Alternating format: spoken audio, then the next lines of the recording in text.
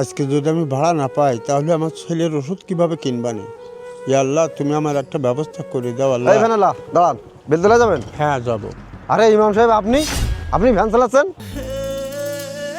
C C C ইমাম সাহেব, আপনার টাকার প্রতি এত হইল, আপনি টাকার জন্য রোডে রোডে ভ্যান চালাচ্ছেন? আরে আপনার টাকা লাগবে, আপনি তো আমার বলতে পারতেন, আমি তো আপনার টাকা দিতাম। আপনি তো আমার এলাকার মান সম্মান রাখলেন না। আপনি জোরের সময় মসজিদে আসেন, কমিটির লোকজন এক জায়গায় করি আপনার একটা ব্যবস্থা করব।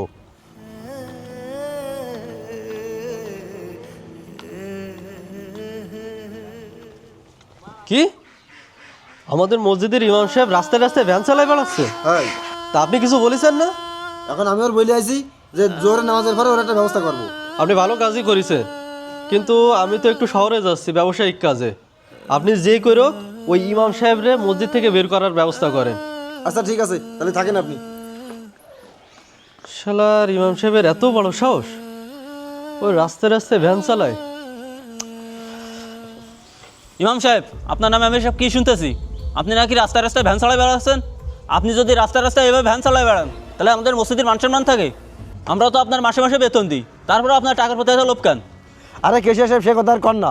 এই হুজুর বলতে এদের টাকার প্রতি লোভ বেশি। এখন কেশিয়া সাহেব, এই হুজুর যদি আমাদের মসজিদে রাখি আমাদের এলাকার মান সম্মান থাকবে না। এখন সেক্রেটারি সাহেব আমার সাথে কথা হয়েছে, উনি আছে ব্যবসার কাছে বাইরে রয়েছে, যার কারণে আসতে পারিনি। এখন উনি বলিছে ইমাম সাহেবের মসজিদে বের করে দিতি। এখন যা করলি ভালো হয় সেটা করতে হবে।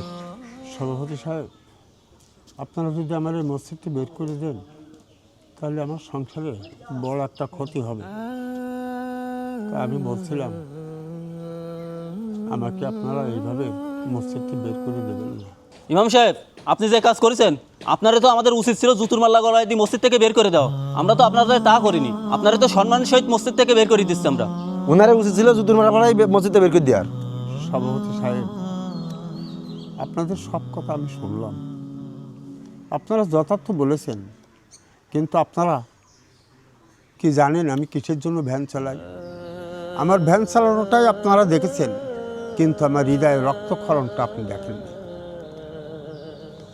আমার বাড়ি থেকে প্রত্যেক দিন আমার বাড়িওয়ালার জন্য 100 টাকার ওষুধ লাগে, আমার জন্যে লাগে, আমার সন্তানাদির জন্যে লাগে, কিন্তু আপনারা 3টে মাস আমাকে 1 টাকাও বেতন দেননি। তাহলে আমি 3 মাস কী করে চলব? অনন্যোপায় হয়ে আমি একজনের একটা ভ্যান চেয়ে নিয়ে আমি রাস্তায় রাস্তায় কাজ করি। আর এটাকে আপনারা জানেন, হাতে কাজ করা অগৌরব নয়, অগৌরব হয় মিথ্যায়, মূর্খতায় আর নিচুতায়। আপনাদের ইমাম হয়ে আপনারা কোথাও কি দেখেছেন আমাকে যে আমি কোথাও কোনো মিথ্যার আশ্রয় নিচ্ছি, কোনো নিচুতার আশ্রয় নিচ্ছি, কোনো অহিতকর কার্যকলাপের সাথে আমি জড়িত আছি? এটা কি আপনারা দেখেছেন? সভাপতি সাহেব, কেশিয়ার সাহেব, ভ্যান চালানো যদি আমার অপরাধ হয়ে থাকে, এই অপরাধটা আমার পেটের দায়ে অপরাধ করেছি, আমার পরিবারের জন্য আমি এই অপরাধ করেছি।